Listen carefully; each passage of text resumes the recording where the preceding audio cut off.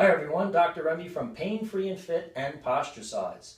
Today we're going to be going over some advanced concepts in neck strengthening exercise rehabilitation, which is a topic that unfortunately a lot of doctors, therapists, and trainers have difficulty in implementing with their clients. So whether you're one of those professionals or one of our certified Posturcise trainer candidates working on your exam, or just an everyday person looking to strengthen your neck against pain and injury, I hope this video helps you.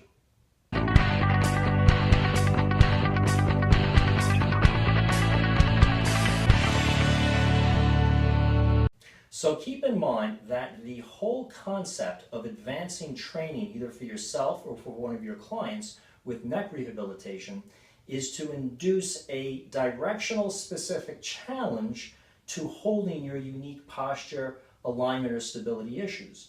Now, in the first video on the basics of neck strengthening, we went over the 6 cardinal directions of strength and stability, including lateral flexion, rotation, forward translation, head retraction, cervical upper neck flexion, shoulder blade or scapula elevation and depression. If you have not yet analyzed yourself as an individual and don't know what your unique posture or mechanical issues are in your neck or shoulder blade, I invite you to go to either the Pain Free and Fit or Posturcise website. There's a free body analysis and you can learn what your unique posture issues are and mechanical issues are. If you already have that and you've been through several months of training where you've built up the repetitions at least to 100 and the isometric hold times of 3 minutes where you're resisting those cardinal ranges of motion, then you're ready for some of these more advanced concepts of training. Keep in mind that with yourself or your clients, you have to identify what the greatest tendency is of the dysfunction of the neck and shoulder region, because that's what's overloading the soft tissues, the fascial system, the muscular system, the joint complex, as well as the neurological coordination of holding the body in a certain neutral or safe, stable position for the neck.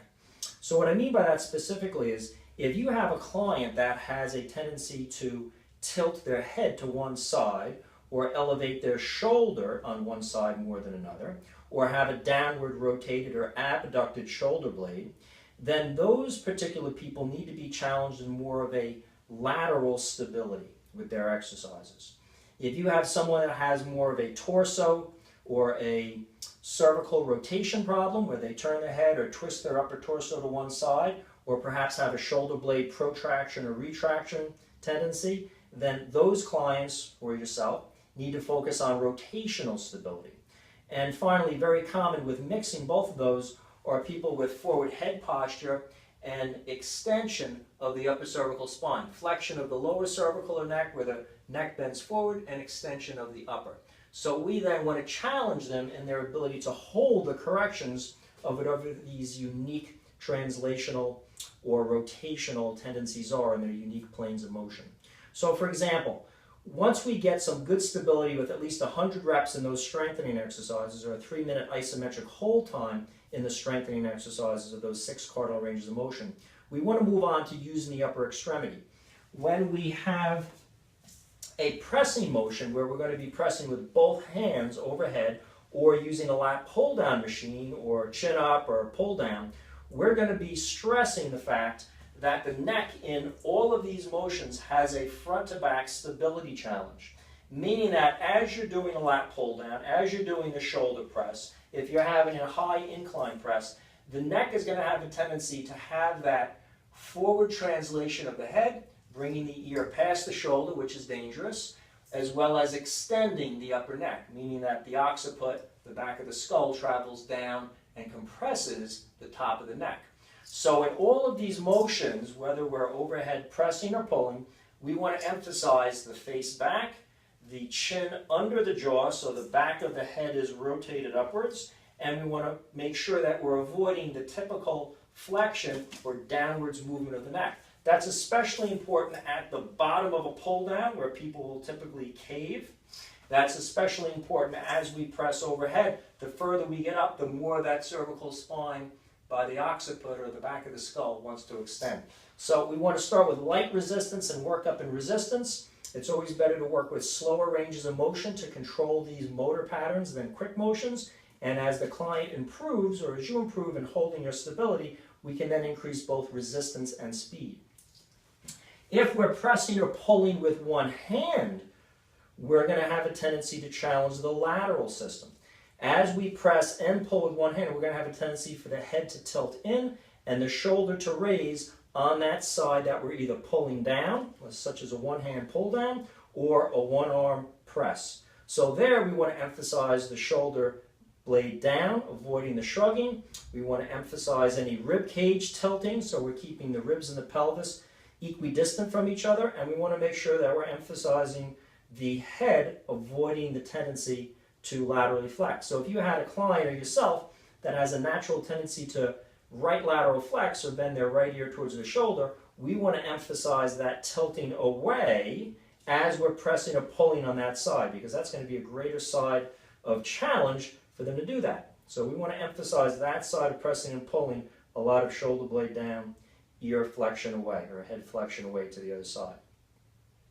We also want to watch out for forward translation of the head. This is common in almost any movement you can think of, but especially if we're going to use a pressing movement as opposed to a bench press where we're stable, a push-up or a dip, for instance, the lower we come down in a push-up, the more we're going to translate our head forward. So once you've built up that basic neck stability and you have a person that has a tendency to have a forward translation with their cervical spine or head where the ear is in front of the shoulder, working in the bottom portion of a push-up or the bottom portion of a dip is really going to challenge that ability to stay stable. And that includes rounding the shoulder blades as well as keeping the head back, making sure we don't extend the top of the head or flex the bottom of the neck. If we're going to be doing abdominal work, any kind of pulling activity, we want to make sure that we're including this neck correction. For instance, a lot of people will do an exercise such as a chop, where we're going to come down using the full body in terms of flexion. We're going to be using everything from hip flexors to shin muscles, anterior tibs, to abs, to chest, upper extremity. But as we flex forward, whether we're doing a leg raise, for instance, or an abdominal crunch, or curl up, or even a chop, this is something where that head is going to be challenged not to goose forward and have that anterior translation. If I do a straight chop down to the side, I want to make sure I have that neck stability. The typical tendency of a person with forward head posture is as they're stressing this flexion fascial system of integrated muscles, they're going to want to go to their strength, which is moving their head forward as resistance increases. So we want to make sure we start with a light enough resistance where we're emphasizing both shoulder blade and head correction and maintaining that as we come through for our diagonal, in this case, chop. The further we go down, the more that head is going to want to goose forward. So that's more resistance in terms of correction as we come down, allowing the pubic bone and lower ribs to come together, allowing proper hip mechanics for the greater trochanters to help that femoral head slide back in the hip sockets as we flex and come down, avoiding that tendency. If we're doing more of a diagonally oriented chop where we're coming across and really emphasizing the rotation, for those clients or people with rotational problems of either the neck or the torso, that then we want to use for people that have that rotational problem. So again, you have to decide what side they usually rotate to, what side will they usually rotate to in the exercise. You want to match the exercise to that unique individual stability pattern in that plane of motion. If we have someone with a lateral stability issue, we also could challenge them with one-arm shrugs. When you have a two-arm shrug, such as using a barbell, we're going to have pretty much equal tension from right to left sides in the neck. The neck's going to be a lot easier to stabilize. When we have a one-arm shrug, we're going to have more of a tendency to laterally flex or tilt the ear in. So again, if the client is predisposed to lateral instability, we want to choose a one-armed exercise that challenges their ability to keep the cervical spine in neutral and not go into their typical direction of distortion. If we have someone who has a tendency in their neck to have upper cervical extension, another big problem we have is with any kind of abdominal or face-up training.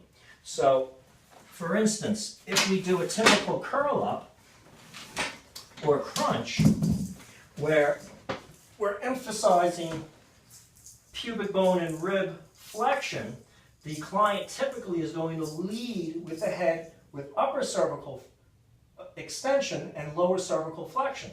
Okay? As they do that, they're going to lead with their head as opposed to their rib cage. So the thing to go over now is to integrate, as with all of these exercises in advanced neck conditioning, we want to integrate neck and head stability as we then flex the abdominal muscles. So if you notice, I'm not leading with my head. My first thought is stabilizing the client with the neck and head. And then as you maintain that stability, we're going to lead with the bottom of the rib cage and the pubic bone activating the abdominals. Now the same will be true if we're doing diagonal curl-ups, crunches, full sit-ups, leg raises, the same thing. In leg raises, remember, as the leg is raised up, there's a tendency, if you don't have lower back stability, to overarch the lower back, increase the lordosis, anterior tilt the pelvis, and where the lumbar spine goes, the cervical spine follows. So if you're coming up with a leg and you don't have that tail under low back stability so the back stays flat, you can have a lot more of a tendency to not only arch the low back, but at the same time arch the neck and cause that upper cervical extension. So we want to make sure that we're stable both at the head and the neck for any kind of leg raises. If we're doing Pilates hundreds, if we're doing leg circles, all of that entails leg flexion or hip flexion in a recumbent position. Very important to stabilize the low back as well as stabilizing the neck and shoulder blade complex so your shoulder blades don't round, so they don't elevate, and we don't increase that cervical lordosis. Finally, we want to make sure that we're including some type of balance challenge besides resistance challenge for our clients with neck stability issues. If we have a client that has a forward to backward stability issue, such as forward head posture, we'll want to use a wobble board or some type of stability training instrument where they are challenged in a front to back motion. So standing on this wobble board that tilts me back and forth is going to induce that forward head posture. This is the direction of stability. We want to train someone to hold their neck posture as we're training both in terms of static stability, you can do that tapping on and off, and eventually with the eyes closed, as well as dynamic stability where we're balancing on that as the trainer then is trying to tap the head slightly forward to induce more anterior translation. So you begin with a static stability and you add dynamic where you're either trying to push the head forward or push the hips forward, because many times the hips and the head will go in the same direction.